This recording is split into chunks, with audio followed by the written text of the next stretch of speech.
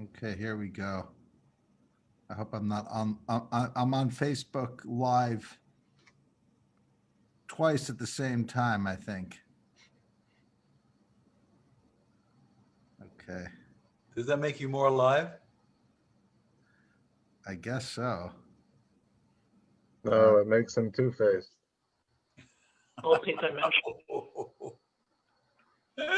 It shows the difference between you and I, right? Exactly. How Yeah. we approach Both lawyers. Just one is my lawyer. Right. At least his lawyer is empowered. Yeah.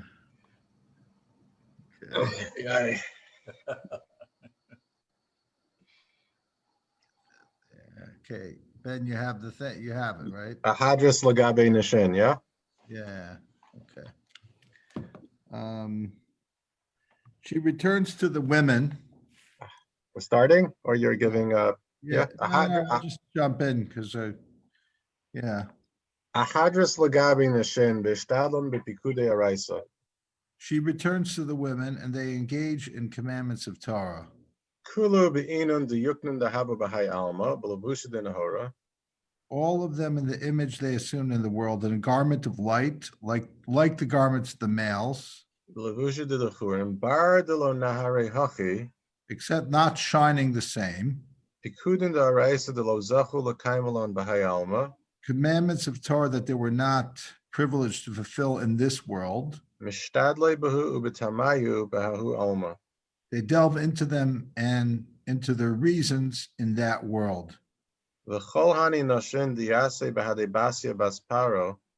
And all of these women who are living or dwelling together with Batia, the daughter of Paro, Ikru noshem sha'ananos delo itztaro b'tzarim de gehinam klal.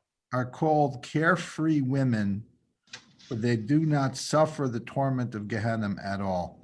So again, just to recap very quickly, what we're holding is Rabbi Shimon and his companions are continuing their tour of various yeshivot in heaven, and now they come into 7 women's yeshivas, or gathering places, where 7 holy women, or the equivalent of Rashi Yeshiva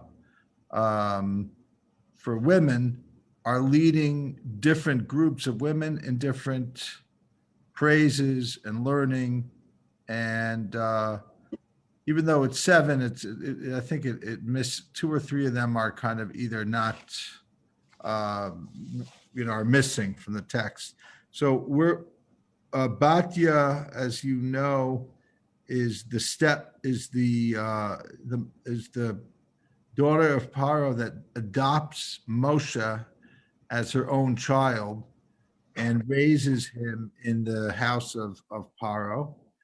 And Medrash says she converted and accompanied Moshe. She was Moshe was her pride and joy. And in fact, until today, it's a name that some female converts take on, because she's such a famous female convert. And the idea that she's like Yocheved is the actual mother of Moshe, who we'll come to later, will actually have her own yeshiva, her own chamber. And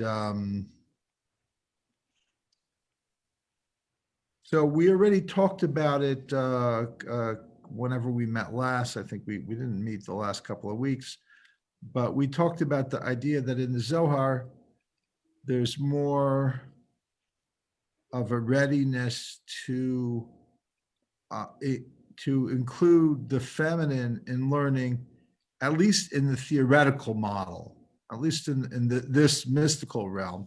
And that's going to be the focus today of the theoretical model. And I actually, unfortunately, that woman that I was quoting who asked the question did pass away. In fact, we were talking about that professor, scholar from Hebrew College or Jews College in Ada London, Rappaport. Ada Rappaport, who wrote extensively on why weren't women more featured prominently as in leadership roles or encouraged to be similar to the men in the early Hasidic movement? And the question is, why is that even a question? She thinks it is a question and needs to be answered, because she thinks that there are precedents, at least in the theoretical model, that would be more inclusive for women, in the kind of mystical realm. Yes, Yossi. Yeah, Yeah. just two little things. I always keep hearing whenever this comes up that, and I can't remember the name. I'm sorry, this is really bad. The Maiden of. Ludmir. Yeah. So apparently, while she was unmarried, she was functioning as sort of a rebbe, and then of course she was, I think, eventually convinced to get married, and she stopped functioning.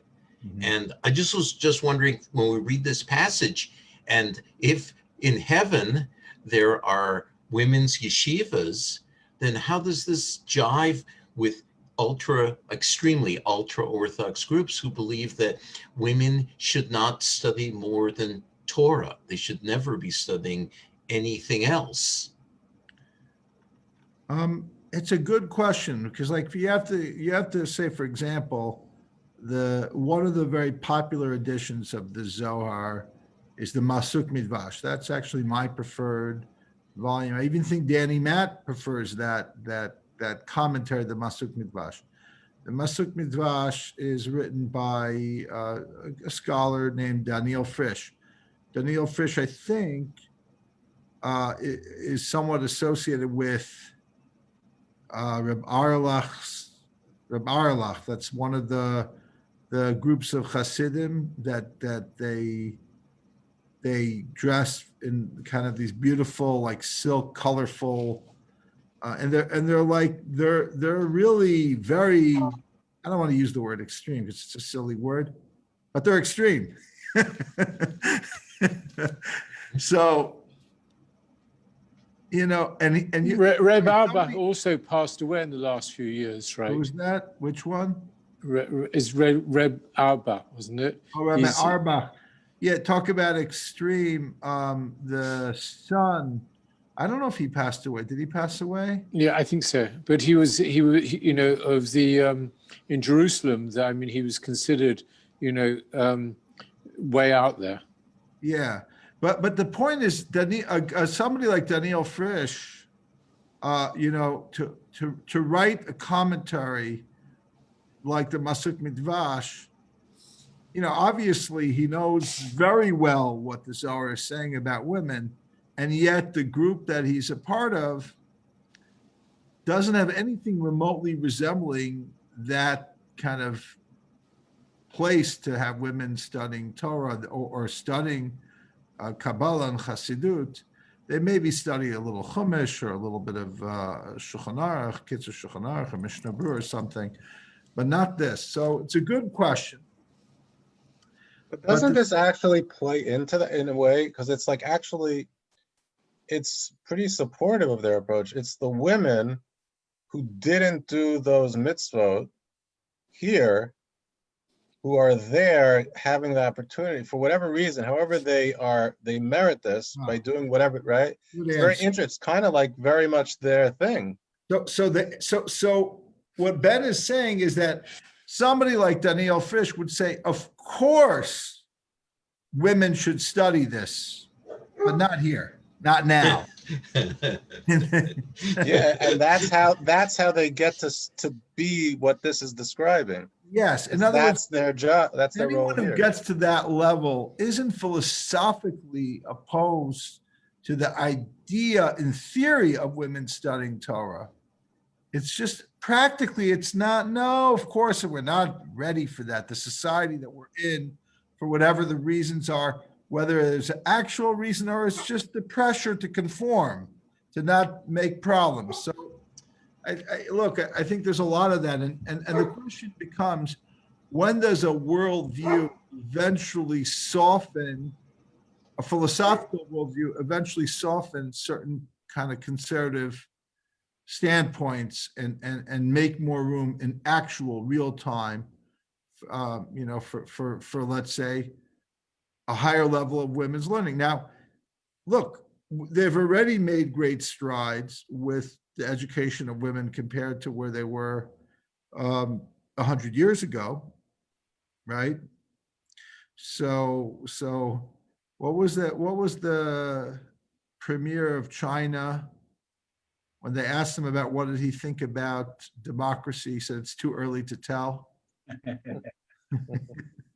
So that's kind of what we're like, like in our little world, it's like, what do you think about feminism? Well, it's too early to tell, like it's not good or bad. It's we're waiting to see which way, it's new for us. So that might be the answer to many things. It's about timing. Anyway, so let's so one other little note is this thing about the carefree women. Why don't you read that note, Zev, 151. 151. They engage in commandments of Torah. Generally, in medieval Jewish society, women did not engage in studying Torah, and according to Brachas 20b, they are exempt from time-bound mitzvahs. In the Garden of Eden, the souls of virtuous women study, if not fulfill, numerous mitzvahs. Before entering a human body, each soul exists in the Garden of Eden, where it is clothed in an ethereal body resembling the physical body that it will inhabit on earth. As the soul leaves the garden, it removes the ethereal body and prepares to put on an earthly body. Eventually, when the soul returns to the Garden of Eden upon death, it regains the ethereal body. Here, the author may also be alluding to the related notion of a spiritual garment woven out of the good deeds of a person has performed while on earth. If so, then the male's garments shine more brightly because the men have performed many mitzvahs from which women were exempt. On the ethereal body, see above notes. On the garment of good deeds, see elsewhere in Zohar. On the medieval attitude towards women studying Torah, see, for example, Sefer Hasidim, where it says, one does not teach a woman or a minor the depth of Talmud, the reasons for the mitzvahs, or the secrets of Torah. However, the laws of mitzvahs one should teach her. If she does not know the laws of the Sabbath, how can she observe Sabbath? Similarly with every mitzvah. On the theme of the reasons for the commandments, which play a central role in Kabbalah, see Danny Matt's other work. In the original context in Isaiah, the prophet is condemning the women of Jerusalem. The verse reads in full, Nashim sha'ananot, O complacent or carefree, at ease, lolling women, rise and hear my voice. Banos betachos, O confident or unsuspecting, complacent daughters, listen to my speech. In rabbinic literature, as here, the verse is applied positively to the souls of virtuous women in the afterlife. See in Brachas 17a. Okay. We'll continue. Thank you, Zev. Page 103. Behechola achra is serach bas asher, b'kamanashin riba ba'alfin b'hada. In another place is Sarah, daughter of Asher, accompanied by many women, myriad and thousands. Tlazim b'yomim achrizin kamei, hadiyuknu diyosit tzadika asa. 3 times a day it is proclaimed before her, here comes the image of Yosef the righteous. V'i chados v'nafki legabe pargoda chadad isla. She rejoices and comes out to a certain screen. V'chomas nehiru diyuknu diyosef. And sees the radiant image of Joseph. V'chados v'sagidos legabe v'amras. And rejoices and bows towards him, saying, Zako hayoma de'itaris b'sora dilach legabe savoy. Happy is the day that I announced the good news about you to my grandfather. Why don't we read the note, Zeb 152, please. 152. Sarah, daughter of Asher. She is mentioned in Genesis 46:17, Numbers 26:46, and 1 Chronicles 7:30. According to rabbinic tradition, at the time of the exodus from Egypt, the long-lived Sarah identified Joseph's burial site to Moses. But 7 generations earlier, as indicated here, Sarah told her grandfather Jacob that Joseph, his long-lost son, was still alive and thriving in Egypt. As a reward for this, she was privileged to enter the Garden of Eden while still alive. Wow. On her reward for informing Jacob that Joseph was still alive, there are other sources. In rabbinic literature, Joseph is granted the title of righteous in recognition of his resisting sexual advances of Potiphar's wife. What would it be like to be in the Garden of Eden while you're still alive? Well, I mean, Wow. yeah, that's a good question. I don't know. Are you talking about Upper Eden or Lower Eden? What? There are 2 gardens. There's one associated with the Malchut, and there's a second garden associated with the Bina. So there are 2 gardens, one of which is more easily accessible than the other. And I'm making a joke when I say easily accessible. Yeah. There's definitely 2, and actually the number of subdivisions are many more. You know, like we often refer to as Gan Eden HaTachton, Gan Eden HaElyon, the lower paradise, the higher paradise. And as we see here, there's all these different yeshivot, hechalot, chambers, palaces, so to speak. But one way to answer the question, David, and I really don't know, you know, question is going to be better than the answer, has to do with the same word that we keep using about the garments of the soul. Like it uses these words. The garments of light are like the garments of the male, except not the same. You know, we just read in the middle of the paragraph on the previous page. So the Ramban, which is similar, kind of similar to the Zohar in this regard, has extensive write-up about this concept of these garments of the soul, so much so that in his Shar HaGmul, in his book of you know, what's to come, so to speak, the reward, the afterlife, and specifically Tchias HaMesim, he actually tries to answer the question of what's going to happen at Tchias HaMesim, like what type of body are you going to have? And surprisingly, what he comes up with is some type of kind of like in between thing where it's going to be physical, but not really that physical. It's going to be what he uses the term guf zach, a refined body. So it'll be a body, but it will be very different than our bodies now, because it's going to be. I mean, it's a. I'm not going to have time to explain it, but the concept would then be that when the Medrash says that somebody went into Gan Eden alive, what it probably means is they got some type of new body.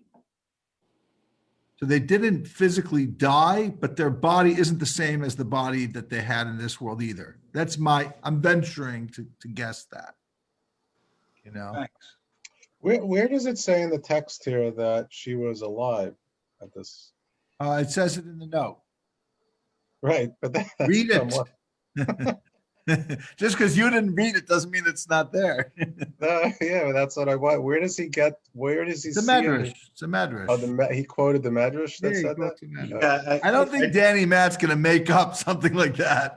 I didn't read all the citations, but Ben, I know you can't see the note in front of you, but he lists about like a dozen sources of Medrash for this one. Yeah, something like that is going to be like, you know, yeah, look it up in And those Tosefta and Sota. I'm interested to see what a Tosefta is like a time in the Mishnah, you know, that's but that might be about. But what's also interesting is that if he's saying that all of that source material is referring to this very same event, it's interesting that the Zohar leaves out making explicit that really amazing element of this whole narrative. it's like, it's just saying this as if like, okay, so everybody's, okay, well, you assume, I don't think you assume by reading this that she's alive when this is all, like Correct. she's- You're making yeah. a good point. You're making a good point. Why is the Zohar not mentioning what these other sources say that she entered into Gan Eden alive? I don't know. I didn't mean to distract, sorry. No, not distracting. Okay, we're gonna go on.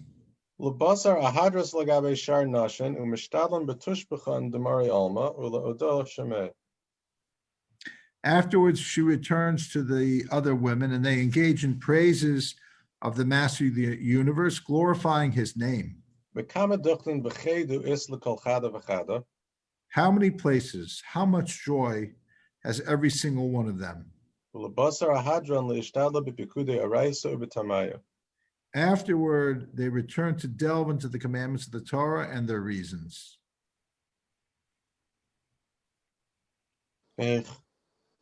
Beichala achra is yocheved imer the Moshe nevia mehemna. Okay, so now we're going to another palace. And another palace is Yocheved, mother of Moshe, the faithful prophet, Bekama alfin v'ribavan bahada. accompanied by many thousands and myriads. Behechala da. This is like teams. A lot of teams over Yeah. here. Behechala da lo machrzei klal ela shalosh zimnim b'chol yoma v'yoma. This palace, there are no proclamations at all, but rather 3 times every single day, Odas u'meshabchi l'mare alma. she praises and glorifies the master of the universe. Ihi v'chol inan nashin di behada. She and all those women with her. V'shirasa de yama mizamra b'chol yoma. They sing the song of the sea every day, V'ihi b'lechoda amras mehacha. and she alone chants starting from here. Batikach Miriam Hanavia as atov biyada. Miriam, the prophet, Aaron's sister, took a timbrel in her hand. It's a verse in Exodus 15, verse 20, 21.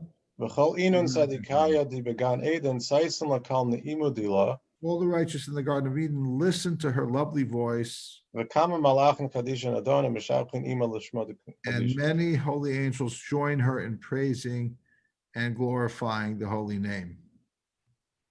This is very modern. Yeah. Okay, let's do the note 153. Well, she's not doing anything that we don't do every morning. Well, we do it on, yeah, Az Yashir Moshe. Yeah, we do it. We do it in our davening. That's true. Yeah, except that she's singing this in front of all the greatest rabbis in the Garden of Eden. I'm not quite sure of the potential of the people in the minyan where I go. Ben, I don't want to give away the punchline, but we're going to see what happens at midnight. Okay. Oh, that's nothing. Listening to the singing, that's just the warm-up act. Okay. Now, it does mention later that the men are in their palaces and the women are in their palaces. So there is a separation of the sexes. They do come together at midnight in heaven to have heavenly sex, actually. So it's pretty wild, but let's keep going. Could you The tell us what cliffhanger heavenly sex is? What? Are you willing to tell us what heavenly sex is? The Zohar is going to tell us. Just stay on track, you know. Okay. Okay, page 104. V'hechala Do you want to get the note first? Oh yeah, sure. It's all, yeah. On Yocheved, mother of Moses, together with the numerous other women in this palace, she chants the song of the sea, which had originally been sung by Moses and the Israelites after the miracle at the Red Sea. Then Yocheved alone chants the verses following the song, recounting how Miriam led the women in song and dance. On Yocheved's unique status, see Vayikra Rabbah, Koheles Rabbah.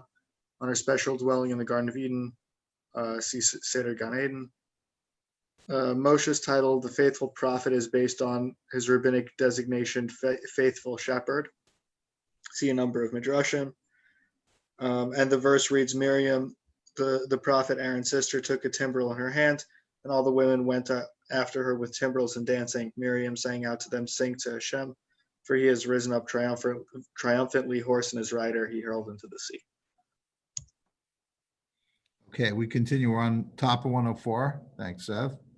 Hechala Achra is Devora. Uf Hachi v'chol Shar Nashin Bahada. In Danny Matt has in the sixth palace. I guess what your version, Ben, just as in another palace. Yeah. Deborah, similarly accompanied by all the other women praising and singing that song she chanted in this world, like the song of Deborah. Odin Mzarim Vahisha Rasa the Armas Bahay Alma Ribi Manchame Chedro de Tzadikayu. A rabbi, who has seen the joy of the righteous men and of the virtuous women, Udenoshan Zachin the Avin Lagabi serving the Kuchabaru. Blessed Holy One. Okay, let's keep going. Another 2 lines. Deep within this palace Lago the Inon Hechalan is Arba Hechalan Timirin. are hidden palaces. The Imahan Kadishan de Los Masrin Liskalo. Are the 4 palaces, the holy matriarchs, which cannot be revealed, Velasman the Chamilon. which no one has seen. Okay, Yom. let's do the 2 notes, Zeb 154 and 55. Okay. 154. Only 3 palaces have been described so far. As mentioned above, the description of the other 2 has apparently been lost. Along with the other women in this palace, the prophet Deborah chants the triumphal song that she sang after defeating Sisera, the commander of the Canaanite army. And 55, 4 palaces of the holy matriarchs, Sarah, Rebecca, Rachel, and Leah. See Seder Gan Eden. Okay, so Devorah was shofetas. She was a female judge, which is a whole nother question for today. It's within Orthodoxy. It's actually interestingly enough that many of the ultra Orthodox they're not preoccupied with women becoming rabbis or not becoming rabbis, but the modern Orthodox are preoccupied either for or against. It's hard to be in that world and be just neutral, not have an opinion or not care about it, because it's like a defining element now within the left-wing Orthodox versus the center and center-right. Okay, but be that as it may, you have Devorah together with the general Barak. They had great victory, and she sang a song that's recorded, the Song of Devorah. In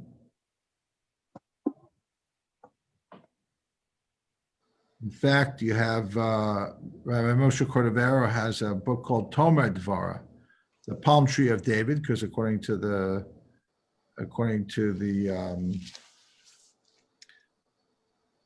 what it says about her in Navi, it says that she sat and judged under a palm tree. And interestingly enough, that kind of book by Rabbi Moshe Cordovero is a very esoteric book about how to translate the 13 divine attributes, the Yud Gimel Midas HaRachamim, into kind of a self-help way of being infinitely patient and kind and just being like that idea to be like HaKadosh Baruch Hu. Anyway, so the fact that he could call that Tomer Devorah, shows you the esteem that Devorah has in the schools of the Kabbalists. So here we have Devorah. I saw actually something that surprised me in Shara Gilgulim. Yeah. That almost was like speaking negatively about Devorah. I was really taken aback. Well, Shara Gilgulim is also has self-confessional things where even Chaim Vital is speaking about his own sins in the past life. They're not that bad, but but still there's something there. So if they can trash themselves, they're certainly entitled to trash others. But look, the Zohar does things where it takes people like Eov and find something not so good to say about them. It's not it's a Talmudic kind of trick where no one's really spared. It's just a whole interesting question, like, why do they make up things that are not there? I'm not saying they made it up, but somehow they figured out negative things about King David. King David has enough problems in the text that they don't have to add, yet the Talmud adds additional. And they make him a saint, and they add all these new sins into the equation. That's a good question. What are they doing when they do that type of stuff? So, but we'll leave that for another time, that bigger question overall. So, and again, just because occasionally you'll have something like that, that doesn't mean that you could, there's things about King David, for example, that are added to what's already there, and yet King David is still a representation of Malchut. And actually, what I would like to answer this question, instead of just saying, oh, they're two different schools of thought, and they both made their way into Kabbalah, but they contradict each other. They're not reconcilable. There's a huge theme in the Meshilach that's really already in the Zohar and in other places, which is this concept of birur, or in the Ari it's tikkun, but I think the Meshilach is more into Zohar than Ari. So the idea of birur means it's complicated, and we're trying to work things through. It's like I'm going to tell you one little story, which is seems like a diversion, but I have to say it. I saw somebody posted on occasionally you have Facebook, somebody posts something great. So this is a great post on Facebook where somebody put out a letter that Rabbi Hutner, the Pachad Yitzchak Hutner, wrote. I don't know the context of what he was responding to, something about biographies about tzaddikim and modern day tzaddikim. They have like the Chafetz Chaim and people like that. So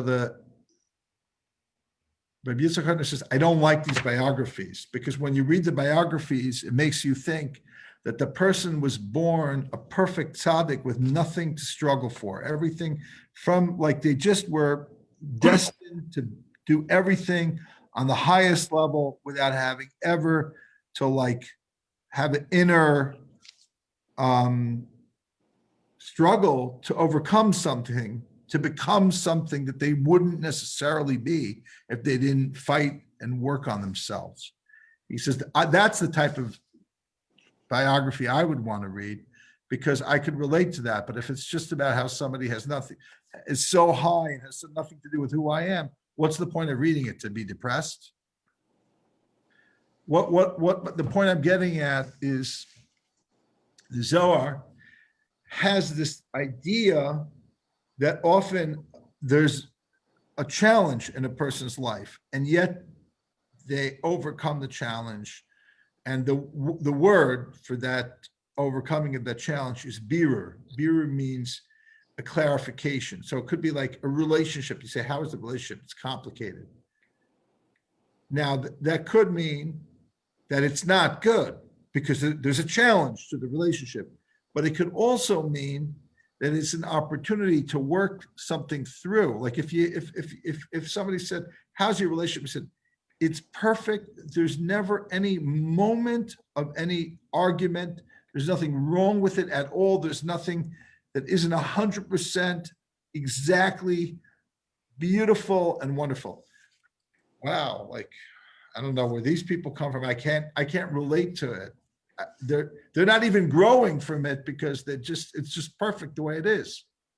It's like the best chocolate cake without any, a low carb, perfect chocolate cake. It's like if you could invent that, you'd be a billionaire, I think they did. It's called Slim Fast or something. But the point is that you got to work on yourself. So that's the answer to your question, Zev. And I'm saying it not just in response to Zev, you bring that up that you saw something in Shal Gagulim that wasn't complimentary. I want you to see this concept in the Zohar we're going to continue with, because we're going to get to that. And it's a very important theme. Okay, let's continue. V'kula yoma inan b'lchodehon k'mo da'amin alach v'guvin ufachi.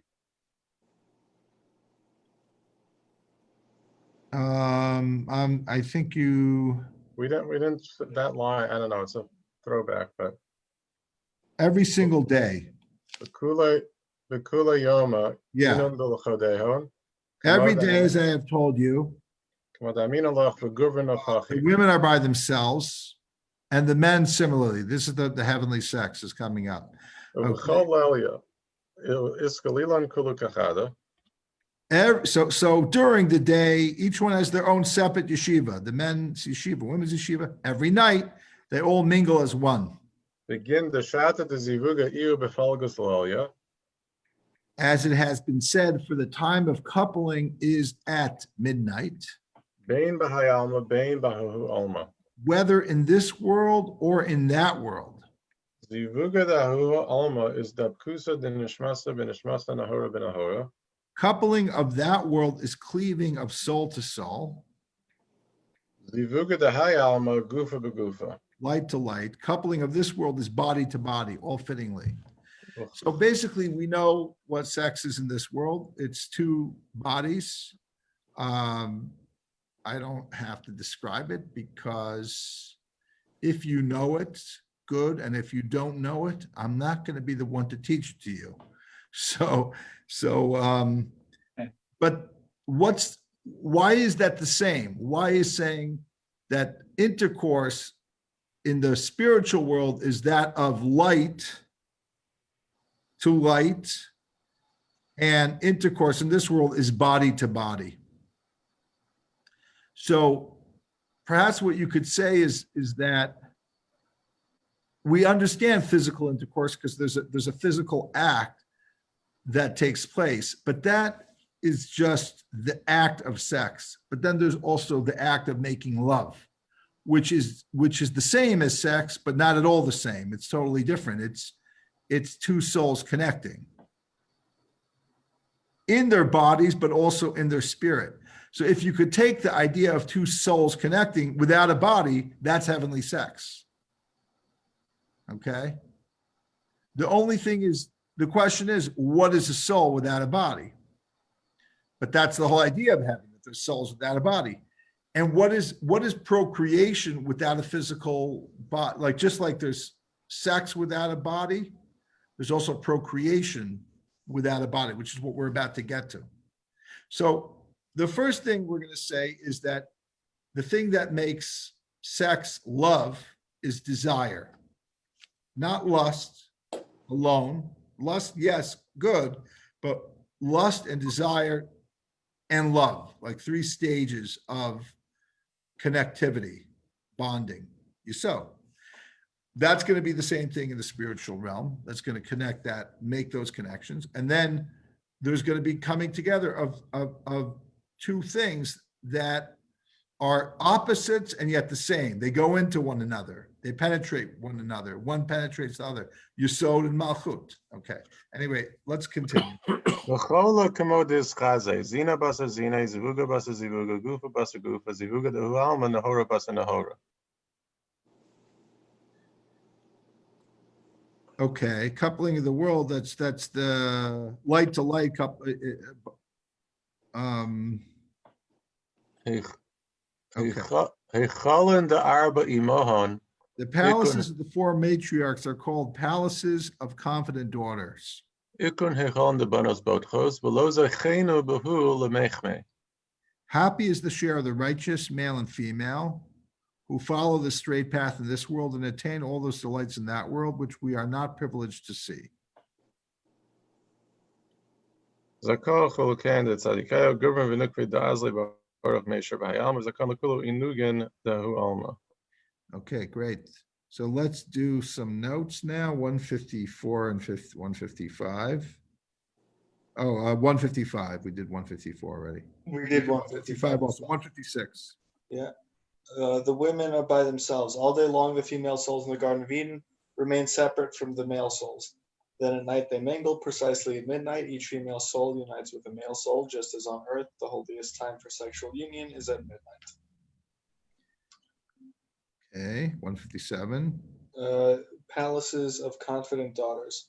The title Confident Daughters derives from Isaiah 32:9. See above, the note we read before. The spiritual messengers report to Rabbi Shimon that they were not allowed to see the actual delights of the male and female souls. Okay. We continue on 105. Iribi, Ilmali Bar Yocha Antlo Ismasar Legalo. A rabbi, if you were not the son of Yochai, it could not be revealed. Zivuga da hu alma is avid iba yatir. Coupling the zivug, right? This unification, this intimacy in that world generates fruits. We're on 168a. Greater than the fruits generated by coupling in this world. So he's saying, don't think that just because they're not physically intimate and there's no biological intercourse that will lead to pregnancy, that it's insignificant. On the contrary, the fruits, the outcome of that coupling is more significant than that which happens in this physical world. And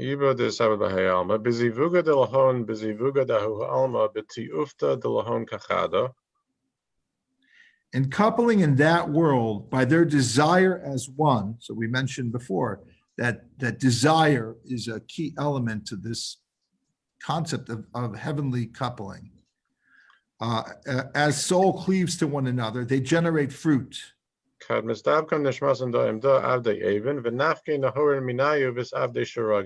light emanate from them, becoming lamps. Now let's just, before we go any further, in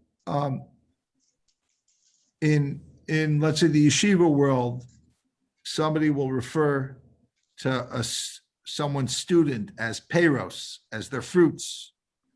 It's not just a cute expression. What it means to say is like that a good teacher who really mentored a student and made the student be a real Talmud Chacham, like took someone that, let's say, wasn't that into learning Torah and made them, recreated them in this kind of heavenly image. You call that person the fruit of their teacher, in a sense. Look, the Gemara says in Kedushin that it's a scholar who teaches a student the way it used to teach us. It's not like today.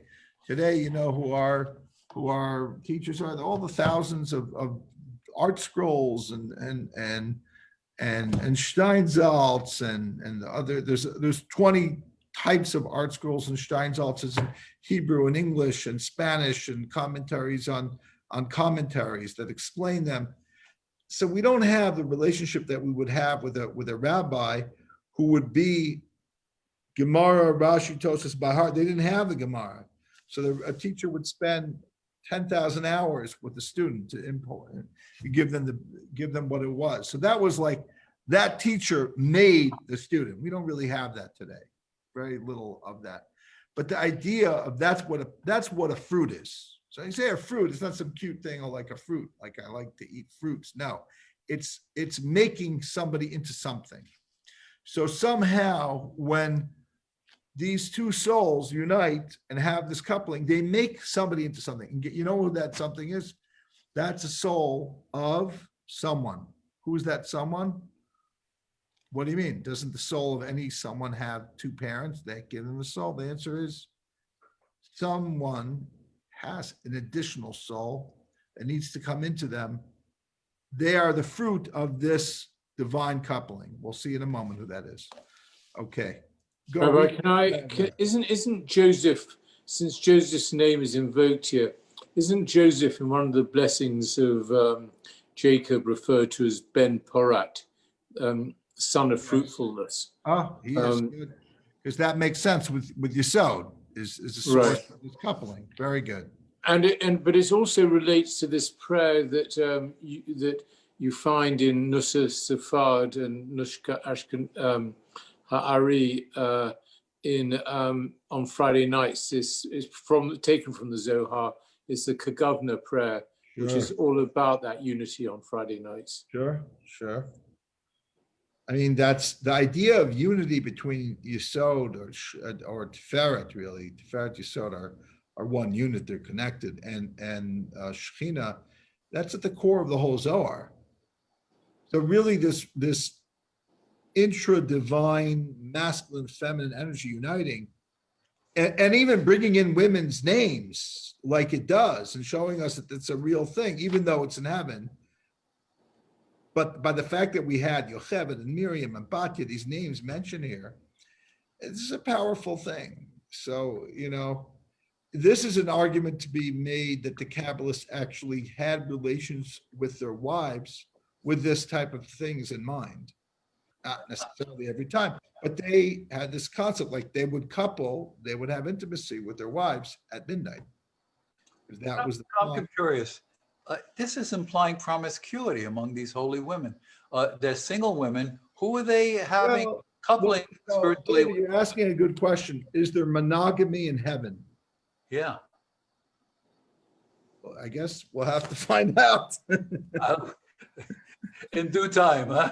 I would say on earth, the answer is yes, there's monogamy in heaven, because if we were to say there isn't monogamy in heaven, then people here would take that the wrong way. But I think beyond that, it's insisting that the uniting of two souls is analogous to the uniting of two bodies, and it uses the word for coupling is literally like a couple, a zivug. It's a specific pair. So there's no reason to assume from what's written here that they're going to a random one each time. Yeah, there is nothing here that says, even though it doesn't make it abundantly clear here that they're pre-designated to be with a specific person all the time. It doesn't make that clear. I'm not gonna, maybe I'll look into it. It's a very good question. I was wondering the same thing as David, to tell you the truth. There's a Louis C.K. bit where he says, like all these people came up with this thing that whoever you marry, you're going to be married to them in heaven for all of eternity. He's like, where did they come up with that? Like, you're married here, maybe. The Mormons have two separate ceremonies, like one to get married on earth, and then they have another one for eternity. Yeah, sealed for eternity. If you like the person, you want them for the next lifetime, you want to hold on to them in heaven. Right. Go ahead. But do a prenuptial for the one in heaven? David, you can make a lot of money. But this is this group this is a Sephardic creation, and so there's no monogamy then.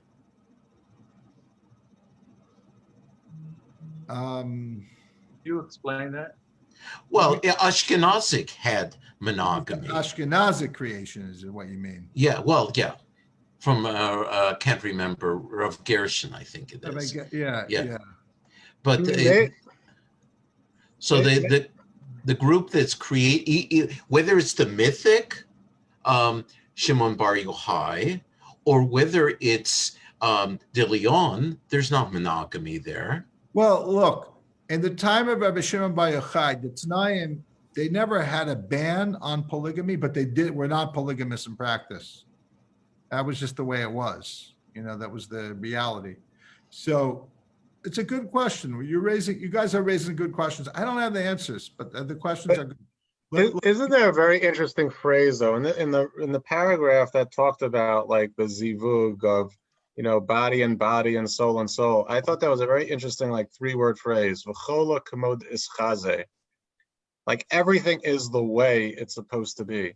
So that's the essence of intimacy. So I don't know if in in body language, monogamy or polygamy, all those things are relevant because it's a body with a body. So there is no bespoke, perfect kola kamodis chaze. But that still is what we're doing. It's it's right. In soul intimacy, two souls, it's about getting the part, because there might be a composite of different elements in A and in What B. do you do when you find your 10 wives from 10 lifetimes in heaven? I don't know, but that's the part. We're raising some good questions here, That's the sexuality or the intimacy that's happening. It's not I'm being intimate with A through F. It's I'm being intimate with the part of A that's Yeah. relevant to me, part Yeah. of B that's relevant to me, part of So C. I could, you could make the argument that it's not promiscuous, but neither is it monogamous. I don't know the answer, so I'm not gonna like make it, say anything more than that, you know? Let's continue. Okay. Or maybe it's like, here, you know, you marry one person at a time. Okay, that's lost on you guys. Okay, I heard. okay. You want to read the note, Zev? Yeah, where are we? 158. Yeah. If you were not the son of Yochai, Rabbi Shimon's special status enables him to know the deepest secrets. The union of male and female souls in the Garden of Eden generates new souls, pictured as fruit, which is greater than the bodily fruit a human couple engenders in this world. These brilliant souls are reserved for converts and are housed in a palace in the garden. Then he gives other sources. Okay, great. So let's do the convert part. That's the next thing, when the proselyte converts. So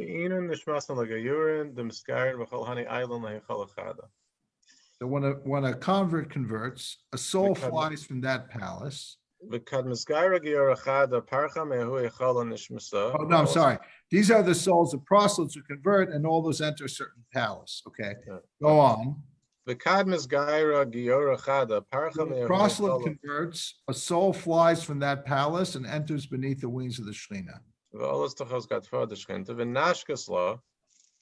She kisses her, I guess the Shekhinah kisses her. Since she is the fruit of the righteous, and she enters into that convert,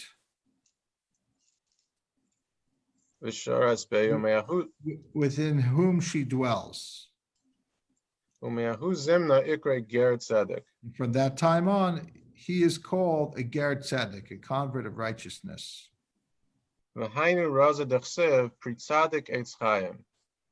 This accords with the mystery that is written, the fruit of the righteous is a tree of life, a verse in Proverbs.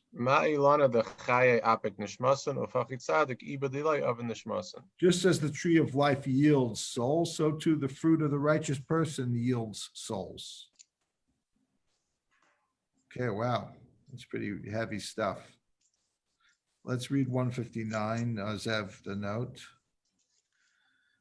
A convert soul is conveyed to earth by Shekhinah herself. Therefore, he or she is called Ger Tzedek, a convert of righteousness. Traditionally, this term refers to a convert who accepts all the laws of Judaism.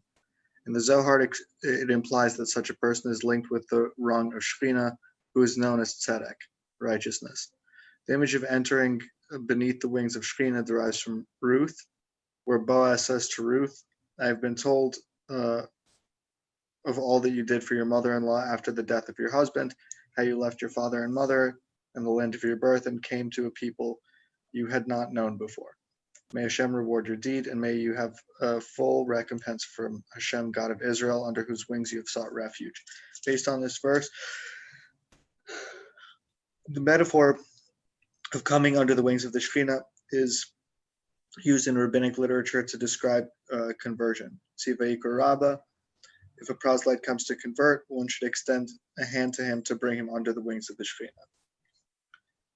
The simple sense of the verse in Proverbs may be the fruit of the righteous is like the fruit of the tree of life. Here, the tree of life symbolizes the divine male who generates souls. Similarly, virtuous souls in the Garden of Eden, pictured as fruit, generate new souls for converts. Okay. By the way, we've done a bunch of things. We've already done this in other sections of the Zohar. So, I mean, but not so clear like this about the soul of the converts. We've done other versions of the soul. What we've done is other elements of the soul of the convert that fit in nicely with this. Okay. So let's continue on page 106. Rav Mesivta. Yeah.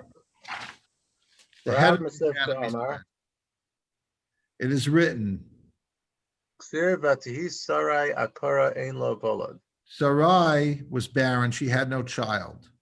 Mimayda Amar 11:30. Mimayda Amar v'atihi sarai akara less ano yodea the less lo volad. So since it says that Sarai was barren, it's obvious, it's redundant to say she had no child. My ein lo volad. So what does it mean that she had no child? Elahachi Amar Rav Mesivta Vlad lo habas molida avol nishmasen habas molida bistapkusa de tiyuvta. Well, this is what the head of the yeshiva said, which is not in the Danny Matt edition, but it's in yours. Well, a child she did not bear, but the soul she did. By the passionate cleaving of those two virtuous ones, The inon trades zakon have a molida ish nishmasen legiore kalahuzim that have a bechoran. they generated souls for converts during the whole time they were in Haran. So basically, you know, if you ask a question, let's say you have a Lubavitcher, or even not a Lubavitcher, and you say, so the Lubavitcher Rebbe and Lubavitcher Rebbe's wife, his Rebbitzin, they didn't have any children. Technically, it's true, but a real chassid will say, no, chas v'sholem, we're all of his children. He gave birth to thousands, tens of thousands, hundreds of thousands of neshamas. Would they be crazy? Some say yes, some say no. Well, at least they would have a precedent of what the Zohar is saying in Abraham. It says, so, you know, that really he had spiritual children, I not a physical child, but souls she gave birth to. Ironically, they'd be right even if they said that that was true now about him, That what? but that he continues to give birth to children. Why not? Right? Yeah, no, I'm just saying it's funny because that actually continues to be true, even if he's not here. I feel like I've heard like an analogous thing, like maybe not on the level of like giving birth to the souls of Garrett Sedek, but like that any coupling that doesn't result in actual offspring, you're still like making malachim, that there's like an idea that you are like, it's still generative even if you don't conceive, even for Correct. like an ordinary person, right? Correct. That's why a zivug, or true love, a love relationship that has true intimacy, is seen to be creating new light in the world. Yeah. No, all I meant is that saying that sounds even more crazy on its face than what definitely people say, right? He's alive, right? But it turns out that actually this is actually very There's true. Very few things that like Meshichists say that aren't somewhere in the Torah. Yeah. Meshichists are still Jews. They're still based on Judaism. They have Svarim published. I don't agree with them, but they have Svarim published to show similar things in Midrashim and other things, you know. How they found this stuff, it's pretty amazing. Torah is amazing. There's so much in the Torah, you know. I had a Chavrusa used to say that the one thing he hated is when people say Judaism says this, like Judaism says this, like a broad statement about Well, Judaism. that's easy. And most 99% is like, no, there's somebody, the Rambam said that, you know. So it's not Judaism, it's the Rambam or whoever it was that said it. It's not. Anyway, let's continue. Just very quickly, that verse they bring in from Proverbs is one of the 11 verses throughout the Tanakh, which begins and ends in a nun. Not that that has great relevancy to what we're talking about, but it has a certain unique status in the Torah. Okay. How's it Which start? which one are you talking about? One Preach on the previous page. The fruit of the righteous is a tree of life. Yeah. No, it's the lamp of God. Oh, the lamp of God. The Ner Hashem Nishmas Adam. Yeah. Oh, that's a beautiful verse. That's an amazing verse.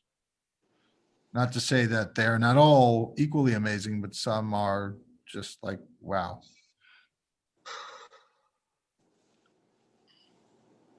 Okay. So, So yeah, sorry. So what I'm saying is, so it was fitting because the Lubavitch Rebbe, always compared himself to a lamp or to a light, a flame. Yeah. what's interesting also is before that's the way to describe the souls of the Gerim, Shirugin, making candles.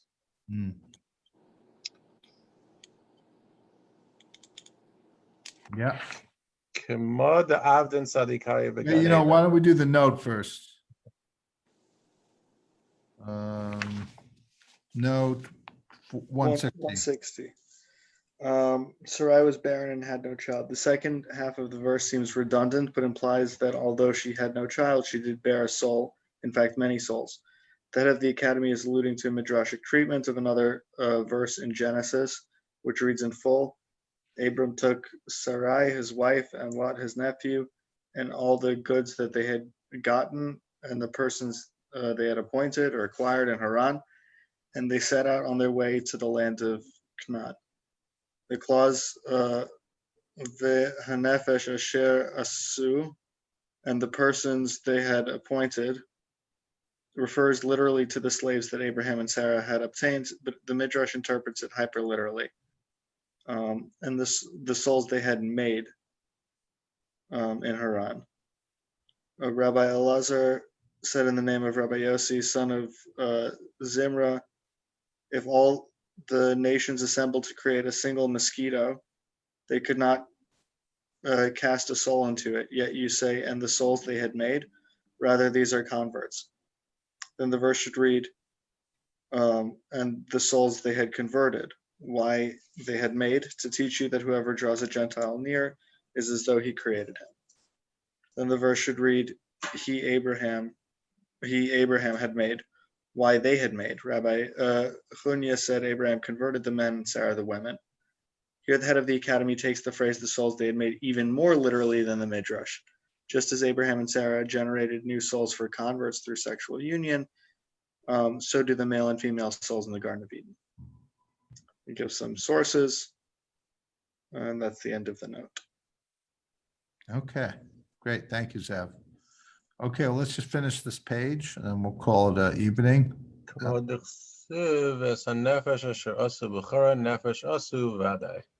souls they made literally. Okay. Rabbi Shimon rejoiced.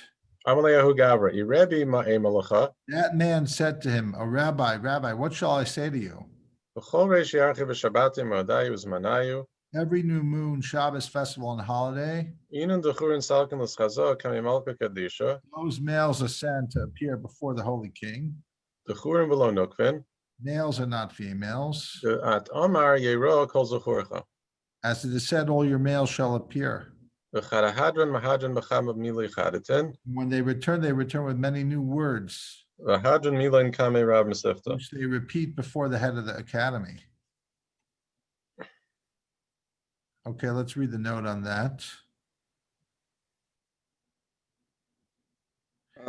On special occasions, we'll start from there next week, God willing. We'll start from the man, because that really even though it's a continuation from before, but it's really its own thing, and it's going to connect to the next thing about why the righteous suffer. So we'll start again from there, but we might as well read the note now, just so that we introduce the concept already, put it in our minds, plant it here for next week. On special occasions, the male souls ascend, as implied by the verse in Exodus, which commands Israelite males to appear at the temple in Jerusalem during the 3 pilgrimage festivals. The full verse reads, 3 times a year all your males shall appear in the presence of the Lord Hashem. See above notes on women being exempt from appearing at the temple on the pilgrimage festival. See in the Mishnah and the Zohar. On souls of the righteous being crowned or ascending on new moons, festivals, and Shabbos, see above notes. Okay, great. We'll start that off. I'm not going to comment on it today because we'll leave that for next week. Are we good for next week? I think so.